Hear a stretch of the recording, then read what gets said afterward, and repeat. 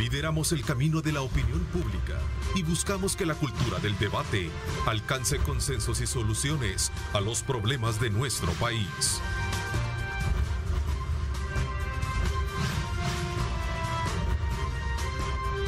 Diálogo con Ernesto López. Buenos días, El Salvador, ¿cómo están? Qué placer enorme saludarles. Gracias mil por esa permanente y constante audiencia que nos ofrece desde muy tempranas horas de la mañana para estar conectados con Megavisión GMB. Quiero darle la más cordial bienvenida a Ana Cecilia Suárez, integrante del Movimiento por una Pensión Digna. Gracias por acompañarnos. Muchas gracias, Ernesto. Siempre es un gusto hablar de este tema que tanto nos apasiona. Muchísimas gracias también. Saludo cordialmente a Patricio Pineda, también miembro de este movimiento y por supuesto también conocedor expedito en esta parte. Gracias por acompañarnos. Patricio. Saludos, Neto, un placer estar acá. Saludos a la población salvadoreña que está pendiente de un tema tan interesante. Esperamos resolver algunas dudas. ¿Cuáles son las expectativas que hay en sectores como los que ustedes representan frente a este nuevo intento de discusión y análisis y posibles cambios que tenga el sistema de pensiones en nuestro país? Yo personalmente lo venimos diciendo desde siempre. Para nosotros como Mesa de Trabajo por una Pensión Digna es todo un gusto saber que este tema está en la palestra, porque nosotros como trabajadores organizados lo llevamos a los gobiernos anteriores, ¿verdad? Específicamente el gobierno anterior. Lo pudimos discutir, ¿verdad? Ampliamente. Lamentablemente siempre ha sido una deuda, como tal lo dice el presidente actual de la Asamblea Legislativa, es una deuda y seguirá siendo una deuda mientras esto no se arregle. Ahora, ¿qué esperamos? Esperamos ser resarcidos de manera correcta, justa, digna, por las pensiones que hemos trabajado, en mi caso, más de 30 años, ¿verdad? Y entiendo que muchas personas que estamos pendientes de jubilarnos, justamente es por lo mismo, porque las pensiones son paupérrimas, porque las pensiones dan terror. La mayoría de salvadoreños tenemos una economía bien precaria y ahora pues hay el problema más grande que tienen muchos por no poderse jubilar es que deben el 25% que anticiparon. Y en ese sentido, pues, esa trampa del 2017 en la que cayeron, pues, muchos salvadoreños, hoy les detiene, ¿verdad?, para poderse jubilar, porque tendrían que regresar el dinero, ¿verdad?, que han solicitado. Y si no lo devuelven, hay una penalización terrible contra el monto de la pensión. Entonces, estamos lloviendo sobre mojado, ¿verdad?, en ese sentido. Ustedes como movimiento por una pensión digna, que lo ven desde el punto de vista técnico más real, ¿verdad?, y menos político, ¿cómo ustedes examinan ese ambiente político en el que se está manejando ahora el tema? Porque eso es lo que está pasando. Es que los temas siempre se van a manejar en el área política, sino ¿quién los autorizaría? Nosotros no dudamos, ¿verdad?, que dentro de las comisiones, si es que han montado alguna, porque es que perdonen, estamos ahorita en un limbo en el cual puras especulaciones están saliendo en los periódicos, ¿verdad? Y yo lamento decir esto por los economistas amigos y a quien respeto muchísimo, pero esto no es problema de economistas, esto es problema de actuarios. Entonces, esperemos en Dios. Yo lo espero con una gran preocupación y confianza en que Dios va a ayudarnos en esto, pero que estén utilizando a personas expertas, porque la perspectiva económica tiene que ver justamente con las economías de los pueblos, pero debemos de entender que las pensiones, si bien es cierto, es una fracción de la plata que se va a mover en un país, la forma de sus cálculos, la forma en que se montan los modelos, no son económicos, no son financieros, no son matemáticos, es una mezcla con demografía y con estadísticas. Entonces, es un análisis tan completo que seríamos irrespetuosos creer.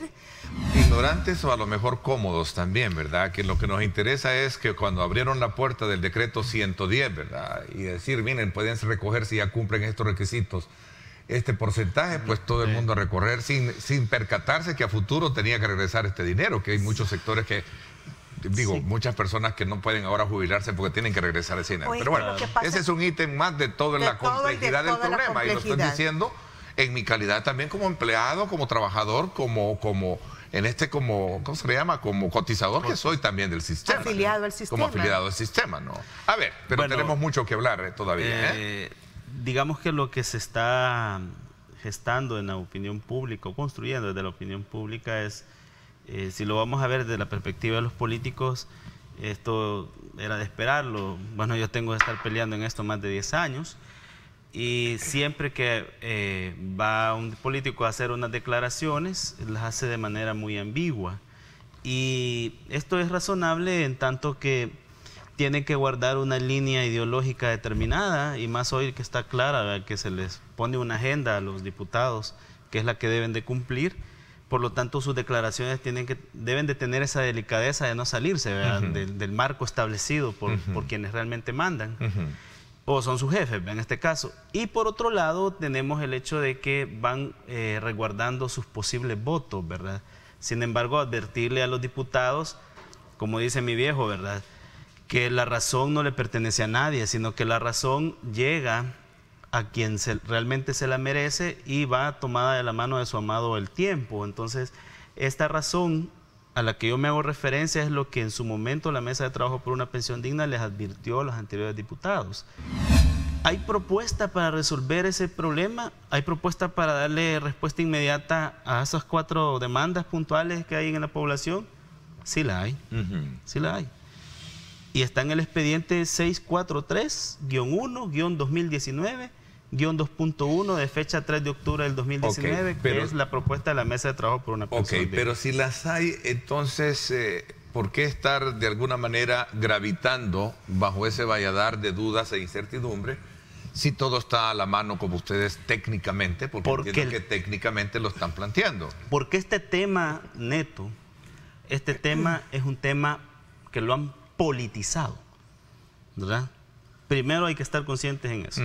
Este tema lo han politizado porque puede estar susceptible el sistema a algunas maniobras implícitas por parte de quienes gobiernan. Y yo voy a ser bien claro en este sentido. El fondo de pensiones, para cualquiera puede decir, es líquido porque según los datos hay como 12.000 millones, sí, pero son inversiones a largo plazo, que actualmente se supone, ¿verdad?, que están establecidas en un periodo de 50 años. Y en su mayoría, el fondo tiene exactamente como 13.000 millones, de lo que se ha ahorrado desde el 98 para acá, por los trabajadores, por supuesto. Entonces, de esos 13.000 millones, el Estado tiene a su disposición el 80% en certificados de inversión previsional. Pero este monto de dinero es una inversión a plazos. Ya, lo líquido es cuando ves en tus cuentas bancarias, ¿verdad?, tenés tanto y esto te disponible para poder invertir en esto, en otro.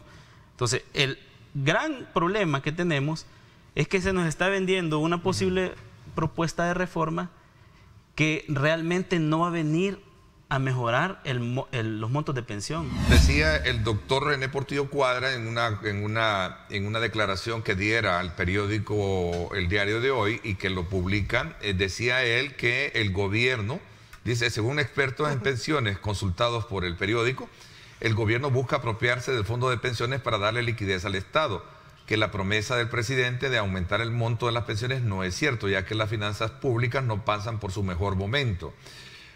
Al respecto, vienen los políticos y se montan en él y dicen, ahí viene ya. Pero eso de alguna manera... Bienaventurados, es que fíjense que yo siento que estamos jugando con una aventura y poniendo al país, a todos, porque acuérdense que por cada pensionado 4 personas comen, ¿verdad? Porque la pensión de una persona comen 4. El punto es el siguiente, primero estamos haciendo en el imaginario social, creando una efervescencia social innecesaria, creo yo. Porque no sabemos, para manejar pensiones hay 400.999 formas de hacerlo y no tengo que pasar por la nacionalización si yo quisiera. Segundo, puedo administrar lo público o lo puedo administrar privado.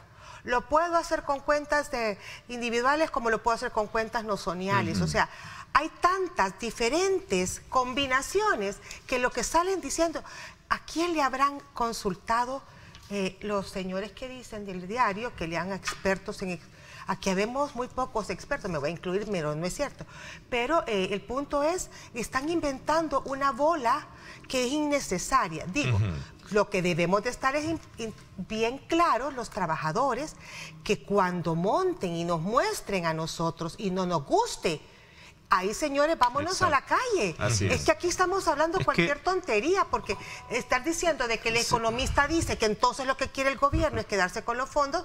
¿Qué nos están diciendo? Ya en el 2016 el FMLN con el sistema mixto propuso eso a través de Cáceres, el ministro Cáceres, y la gente entró en pánico. No sé si ustedes se acuerdan, yo ya trabajaba pensando en las pensiones. Y yo decía, señor, si se toman el dinero, y la gente empezó, grita, que te grita, no queremos que nos quiten el dinero. Y eso que el FMLN, cuando sacó la medio propuesta, porque no fue ni propuesta completa, ya nos decía, van a ganar más que lo que están ganando actualmente. ¿Ustedes creen que el gobierno actual se echaría al lomo, verdad? El hecho de que si fuera cierto lo que dicen los señores, me voy a quedar con la plata y todavía saben que no les voy a pagar mucho. Ellos saben que es un costo político duro. No, debería ser muy duro. Ahora, ¿ustedes descartan que el gobierno quiera nacionalizar? No, ¿cómo? Las pensiones. No, es bien complicado. No. Es que ¿cómo no? Porque, o sea, yo no creo, yo no estoy segura. Y seríamos irresponsables como mesa venir a decir o argumentar directamente, sí, se van a quedar. Pues todo apunta, ¿verdad? Alguien dice, si es pato, si camina como pato y todo lo demás. De pato podría ser pato, pero en este caso ni siquiera lo hemos visto. La clave en este punto, Neto, es la siguiente. ¿Qué tan inclusivo y universal va a ser el debate? ¿Ok? Ese es el elemento fundamental.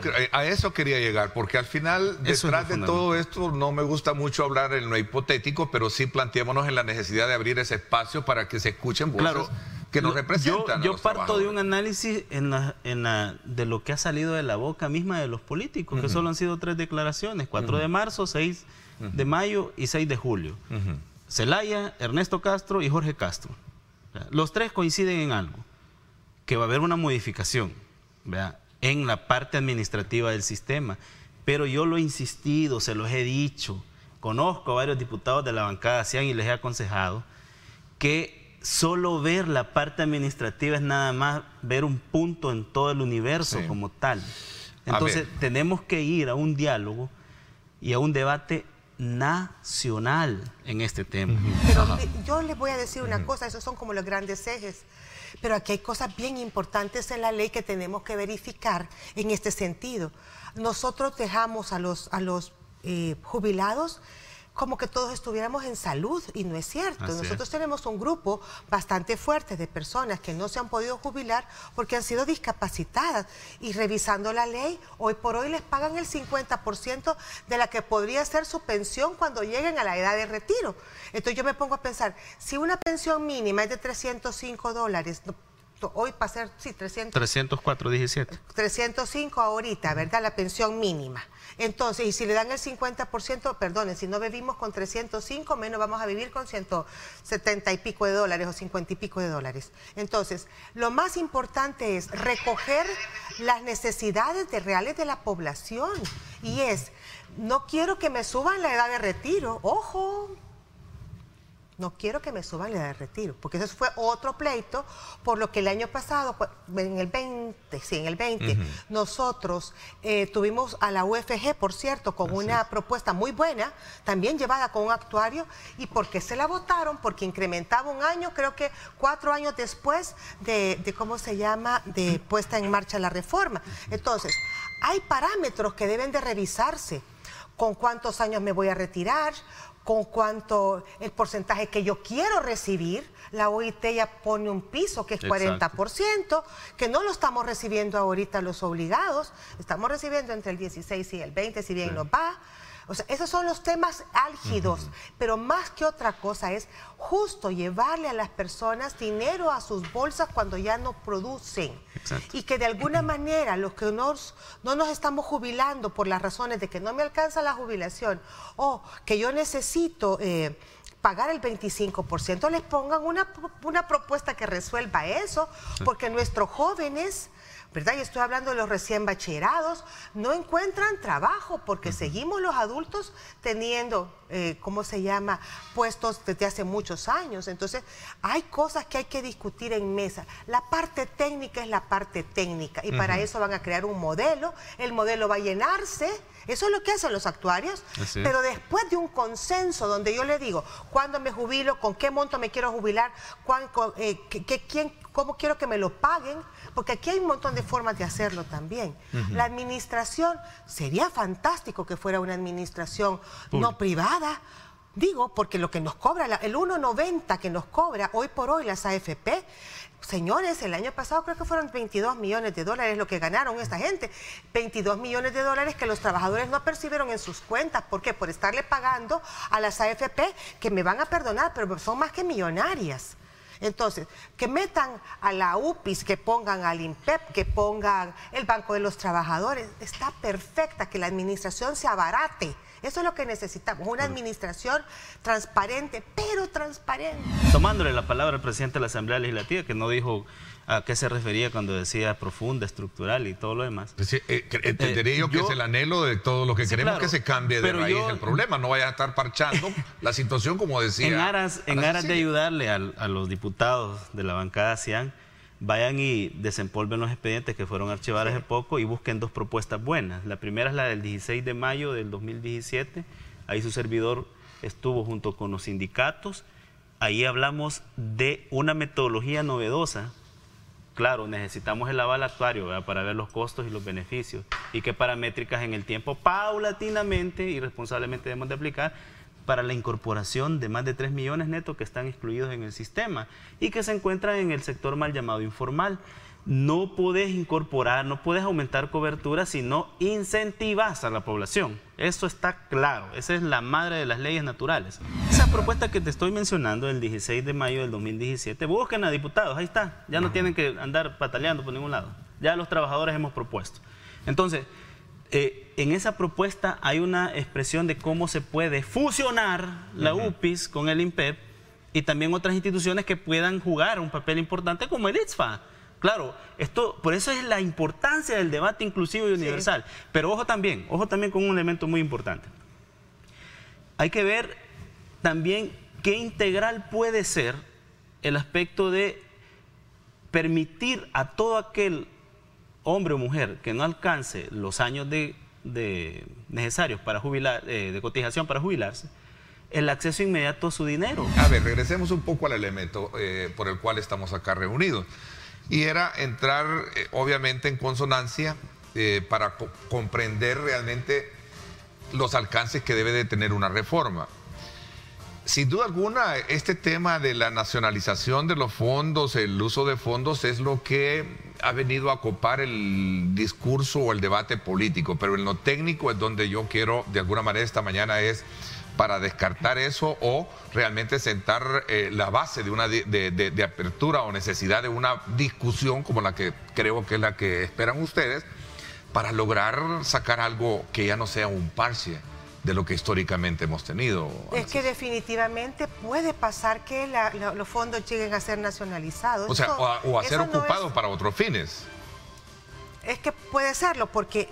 Recordemos, a mayo teníamos 12.812 millones de dólares en el fondo. De esos, más o menos, yo he calculado como unos 9.300 o 9.500 millones que tiene ya prestado el gobierno a través del fideicomiso. Le quedarán unos 3.500, vamos a decir, para cerrar la data. De esos 3.500, las AFP solo manejan un líquido, que es lo que para gasto corriente, ¿verdad? El gasto cercano, no recuerdo si son 1,5 millones de dinero en efectivo. Digamos, y de los 3.500 millones, todo lo demás está invertido. ¿En qué? En depósitos a plazo, inversiones internacionales, bolsa, bonos, qué sé yo. Hay que aclarar que como mesa nosotros sí, incluso tenemos otra propuesta que no es que haya emergido 100% de nosotros, pero sí de un sector miembro de la mesa, que es la creación de un instituto previsional de administración pública. Entonces, inclusive muchos, a título personal, en el caso de su servidor, creemos en la administración pública. Pero vuelvo y repito, la prueba de fuego que van a tener nuestros queridos diputados es qué tan inclusivo, qué tan universal va a ser el debate que van a tener, porque la solución a este problema no la tienen ellos, la tenemos los trabajadores. Y además es una cuestión en la que sí los expertos internacionales pueden aportar, pero no nos pueden venir a imponer doctrina, no nos pueden venir a imponer medicina, porque aquí hay una realidad que es la que debemos de resolver. Ahora bien, pongo ejemplos, por ejemplo, valga la redundancia, para poder tecnificar, y es la parte estructural de la que habla el diputado Ernesto Castro.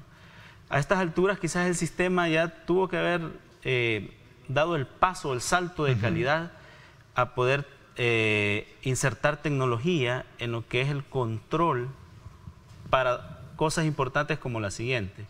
Primero, eliminar de una vez y por todas la evasión previsional que al Fondo de Pensiones le ha costado casi 100 millones de dólares. La Mesa de Trabajo por una Pensión Digna tiene al ilustre doctor José Rodolfo Castillo como el mejor actuario de pensiones en el país, y no lo veo yo montándole los modelos al gobierno.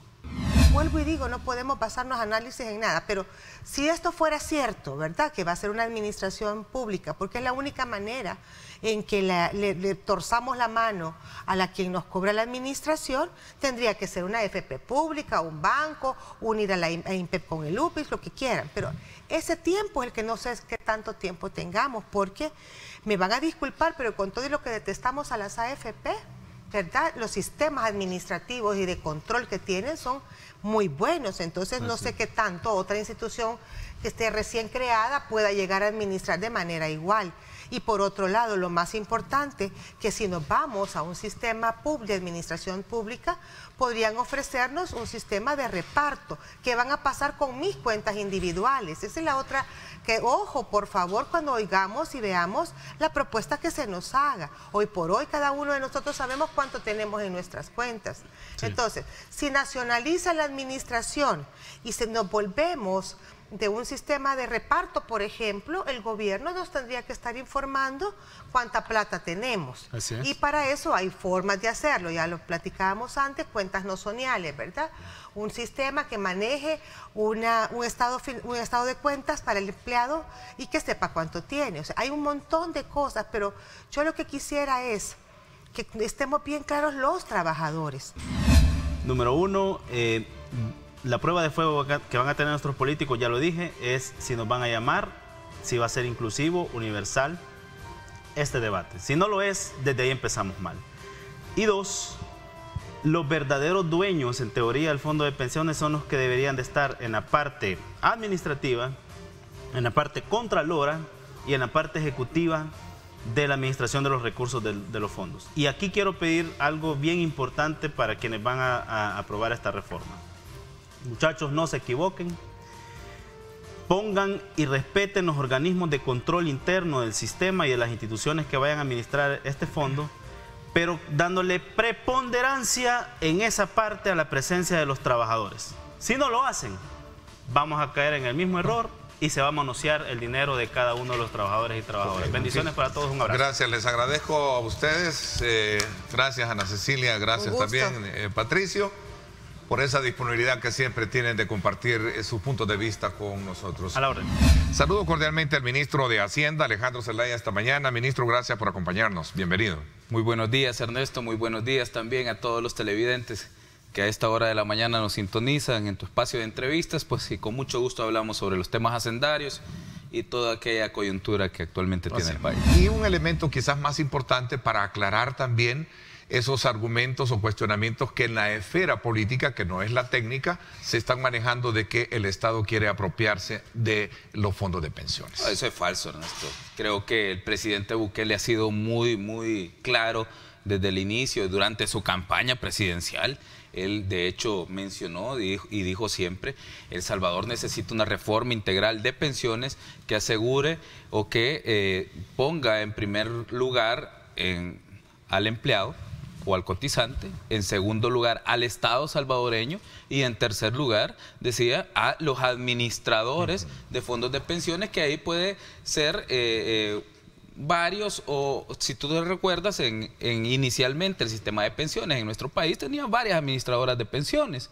De hecho, recuerdo una que se llamaba FP Porvenir, si no mal recuerdo, y entre otras que existían. Creo que la tenía Ricardo Perdomo, creo que tenía esa. Entonces, luego estas administradoras de fondos de pensiones se fueron y se terminó convirtiendo en un duopolio el tema de las pensiones. Hay dos administradoras actualmente, más el sistema público que se llama INPET, ¿verdad? Seguro Social, que también administran fondos de pensiones. Entonces, por eso es que el presidente, cuando habla de administradoras de fondos de pensiones, no se refiere exclusivamente a las AFP como tal, sino a las privadas como tal. A las privadas, también a las públicas que tiene el Estado, porque tenemos un sistema que está de alguna manera fraccionado por este momento. Es un compromiso del gobierno de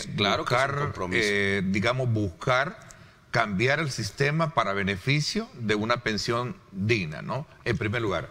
Y se descarta hacer uso de los fondos de pensiones para cuestiones de uso en el Ejecutivo. De hecho, los ahorros de los cotizantes le pertenecen a los cotizantes, Ernesto. Entonces, claro, hay, como te digo, habrán siempre voces que dicen esto, lo otro, no, y especular, pero lo cierto es que se está preparando y se va a discutir. Y qué bueno que hay espacios como este donde buscamos precisamente hacer las aclaraciones oportunas, y por eso agradecía a tu persona precisamente venir y decirnos, mira, no, esto es falso y esto es lo que se tiene, precisamente de un tema que sin duda alguna va a requerir del consenso de todos, porque es, como decíamos, es un fondo que nos pertenece a todos. Y requiere de mucho análisis, Ernesto. A veces escucho cómo algunos hacen los abordajes con bastante ligereza. En esto hay estudios actuariales por cada una de las decisiones que se toman. Los parámetros de jubilación también deben considerarse. Se debe considerar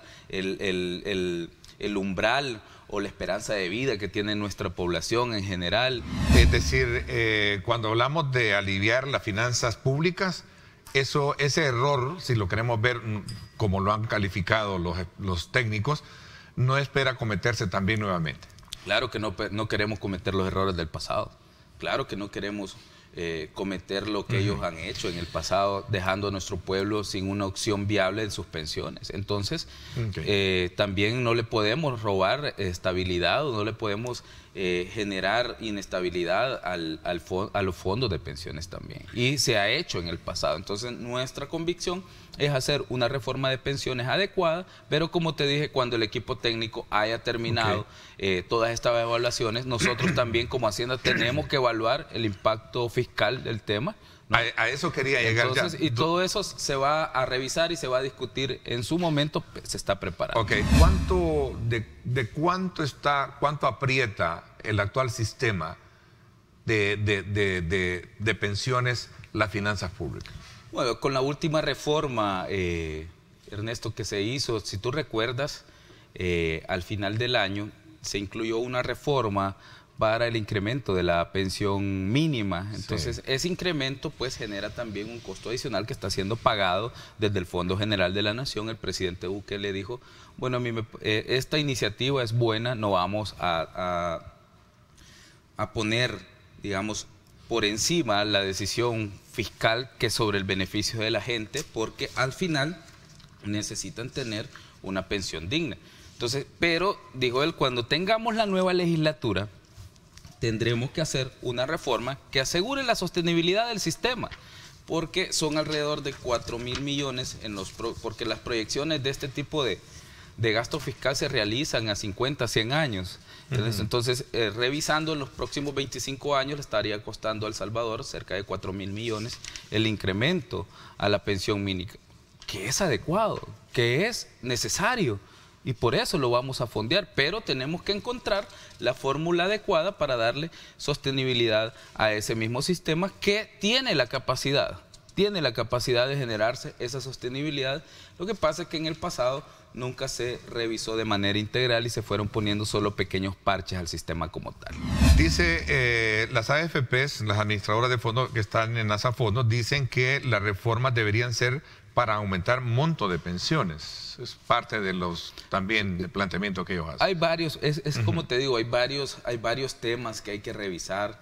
hay que ver la sostenibilidad del sistema, hay que ver el tema de las pensiones, el monto, hay que ver los temas paramétricos. O sea, hay muchísimas aristas que no las vamos a poder abordar única y exclusivamente nosotros como Ministerio de Hacienda. Tenemos que escuchar a los actores involucrados. Ok, veamos este decreto de la cual usted llegó a la Asamblea Legislativa a mostrar, quiero mostrarlo ahí, parte de este decreto que sin duda alguna refleja, este es un decreto de 2018 que permitió la evasión de 280 millones de dólares. Todo esto comienza con la publicación de algunas empresas que recuerdo hizo en aquel entonces el gobierno, que adeudaban al Estado, ¿no? Sí, se había modificado algunos artículos mediante el decreto 763 del año 2014, se había publicado, se había permitido publicar por parte del Ministerio de Hacienda a los deudores del fisco. También se había ampliado el periodo de caducidad, luego una sentencia de la Sala que declaró inconstitucional de modo general el decreto, aunque habían varias obligaciones que no estaban directamente relacionadas con lo que realmente los empresarios creían que era inconstitucional en ese momento. Inclusive el tema de la caducidad, por ejemplo, que está regulado en el artículo 175 del Código Tributario. Entonces, en el tema de la caducidad se amplió de 3 a 5 años. Entonces, en ese sentido, el Ministerio de Hacienda empezó a realizar auditorías en el año 2016. Por ejemplo, empezó a auditar el año 2014 y el año 2015. En el 2017 igual, auditó el año 2014 y 2015 de algunas empresas, pero en el año 2018... año de elecciones y de campaña política, ¿no? Elecciones para diputados y alcaldes inicialmente, ¿no? En los primeros meses, y en los últimos meses la elección presidencial, si tú recuerdas, ahí iniciaba la campaña ya por octubre. Entonces, en ese mismo periodo, cuando ya la resolución de la Sala había dicho que los efectos del artículo 763 se extendían hasta el 31 de diciembre, en ese mismo periodo, cuando estaba iniciando la campaña presidencial, donde competía el Partido Arena, y competía el presidente Bukele, el presidente Bukele con amplio favorito en las encuestas, y luego en segundo lugar el Partido Arena. Pero justamente a inicios de esa campaña electoral sale un decreto que perdona todas aquellas auditorías de los años 2014 y 2015 que estuvieran en curso a esa fecha. Y los que ya habían pagado, porque había gente que se les auditó en el año 2014, pero se les auditó en el año 2016, por ejemplo. Y fueron y pagaron sus impuestos, porque se les presentó una tasación del Ministerio de Hacienda. Pero en el año 2018 llama mucho la atención, hay algunas empresas que están ahí, que estaban siendo auditadas, que ya están identificadas, que estaban siendo auditadas en ese momento, y se ampararon a ese decreto, y el Ministerio de Hacienda dejó sin efecto básicamente 280 millones, si no es que más. Nosotros hemos estimado más o menos que podrían ser 280 millones, pero creemos que puede ser más, solo en auditorías que se estaban siguiendo en ese momento. Yo escuché a algún diputado, no recuerdo quién era, no voy a hacer que cometa un hierro, pero escuché decir de que la iniciativa fue presentada por el ministro de Hacienda de ese entonces. Fue el diputado Portillo Cuadra. No entiendo por qué defiende al diputado Parker, porque revisando la lista, bueno, y esto tal vez para aquellas personas del Partido Arena que votaron en su momento por esa iniciativa, el diputado Portillo Cuadra estaba presente en esa sesión plenaria y no votó. No votó, porque él conoce la Constitución y él sabe, el diputado Portillo Cuadra medianamente conoce la Constitución, y él sabe cuándo está mintiendo y cuándo quiere decir mentiras. Él lo sabe muy bien. Y él sabe que en esa sesión plenaria él no votó por ese decreto, porque sabía que estaba en contra de lo que disponía la resolución 96-2014 de la Sala de lo Constitucional. Es el decreto 127. 127. Tengo acá una copia. De estas copias no le doy mucha validez a las copias porque no sabes si te han hecho un montaje o lo que sea. Claro. Pero no veo la firma ni de, en este caso, Guillermo Gallegos, Yancy Guadalupe Urbina, claro, ni de Rodolfo Parker. No la firmó, pero la iniciativa de ley, si ves al inicio del decreto, después de los considerandos, dice, en uso de sus facultades y a iniciativa de ¿quién? Sí, aquí está el nombre de él. Sí. Rodolfo Antonio Parker Soto. Eso dice. Entonces, y no creo que la Asamblea Legislativa se atreva a poner que ha presentado una iniciativa. De hecho, yo tengo la iniciativa de ley de él, que él presentó y la firmó él solito. Entonces, dentro de todo el decreto, se habla sobre que el Ministerio de Hacienda no va a tener capacidad para terminar las auditorías, la sentencia de la sala, pero no hacen referencia directa a la sentencia 96-2014 por una simple razón. Ellos sabían que estaban cometiendo una ilegalidad. La sentencia... La sentencia no invalida los efectos del decreto 763 por una simple razón. La deja vigente todo el periodo fiscal. No es la mala la sentencia, sino el periodo fiscal termina el 31 de diciembre. Entonces la sentencia dice, para no afectar la hacienda pública, ni los ingresos que estuvieran proyectados en el presupuesto 2018, los efectos de ese decreto deben estar vigentes hasta el 31 de diciembre como mínimo, ¿sí? Entonces, parte de los ingresos que nosotros proyectamos en el Ministerio de Hacienda están relacionados con las auditorías que nosotros realizamos durante todo el año, porque esas entran a tasación. Yo tengo... se llama nivel de producción, digamos, en auditoría.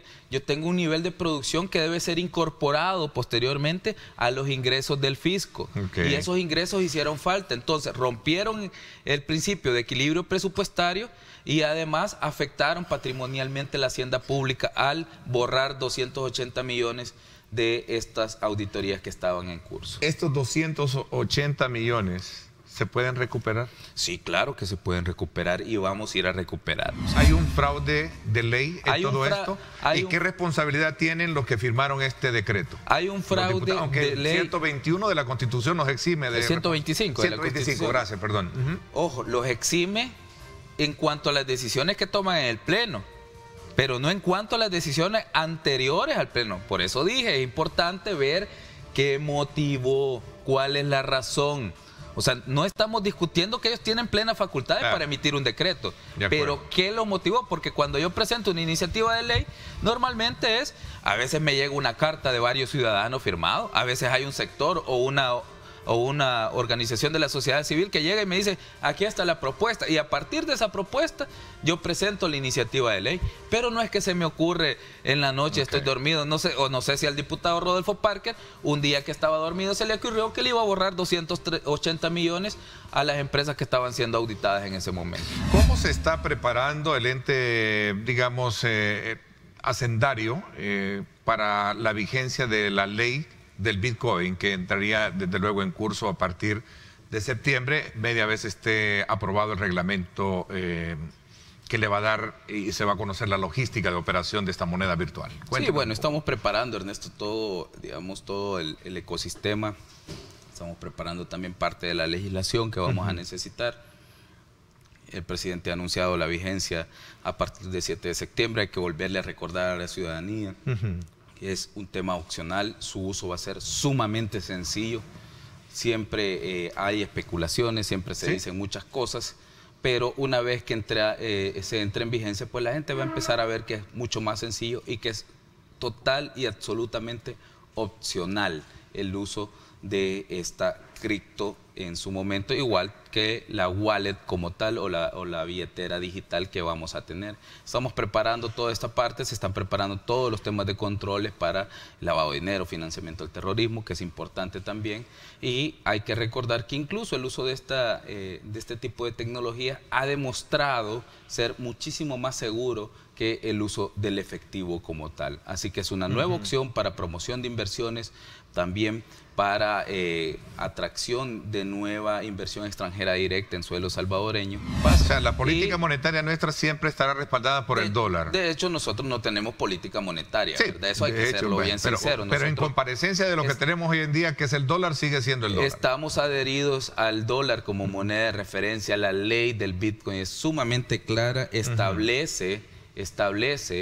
que el dólar sigue siendo la moneda de referencia, la contabilidad de las empresas sigue siendo y estando en dólares estadounidenses y va a seguir siendo la moneda de referencia para la mayoría de pagos. Así que es sumamente opcional y esto es un tema nada más de atracción de inversiones porque es un campo para los nómadas digitales que hoy por hoy es muy interesante y que el país se puede convertir en un clúster también de inversión para este tipo de ciudadanos que son los que se conocen ahora como nómadas digitales. ¿Quién está trabajando el reglamento? Estamos trabajando varias instituciones, el Banco Central de Reserva sobre todo, está la Superintendencia del Sistema Financiero, nosotros como Ministerio de Hacienda, la Secretaría de Inversiones y de Comercio de la Presidencia, así que hay varias entidades. ¿Cuándo estará listo, ministro?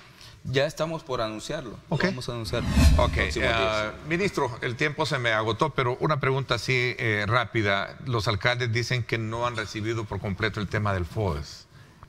Ya les hemos abonado. De hecho, les hicimos un abono, Ernesto, del 50% de lo que se les adeudaba hasta el mes de abril.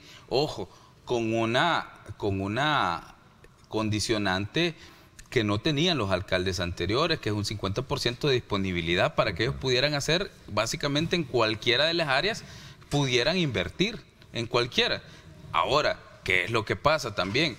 Si hay alcaldes que pretenden sobrevivir solo con el FODES, o sea, de verdad deberían revisar para qué fueron electos alcaldes, Ernesto. Porque si es el Estado o el gobierno central el que va a mantener la operatividad de las alcaldías, bueno, ¿y las tasas municipales? ¿Y los impuestos municipales? El Ministerio de Hacienda está yendo a cobrar a los evasores. De hecho, los invito a todos los que nos puedan acompañar. Hoy vamos a tener jueves de evasores a las 9 de la mañana. ¿Va otro pliego de avisos? Vamos a presentar dos compañías que tienen avisos. Creo que podríamos presentar uno de la Dirección General de Aduanas todavía. Pero nosotros estamos yendo a perseguir a los evasores.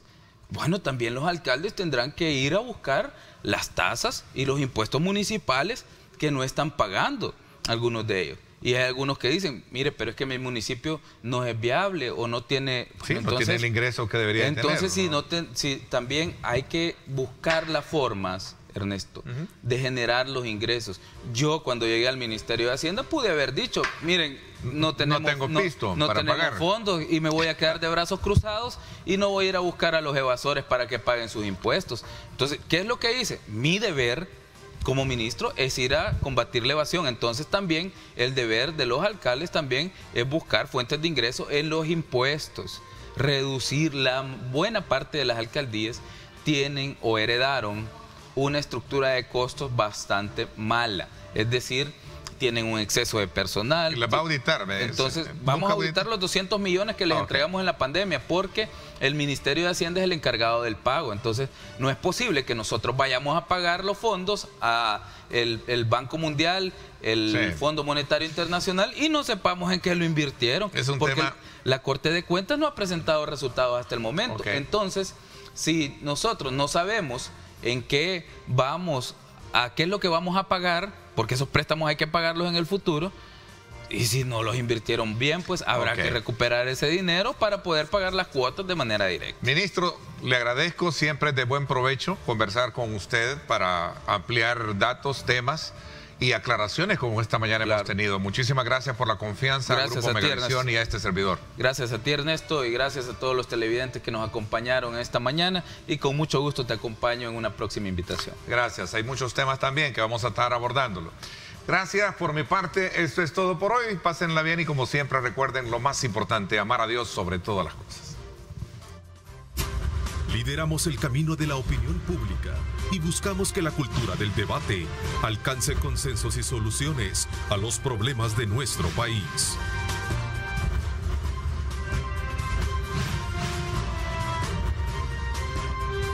Diálogo con Ernesto López.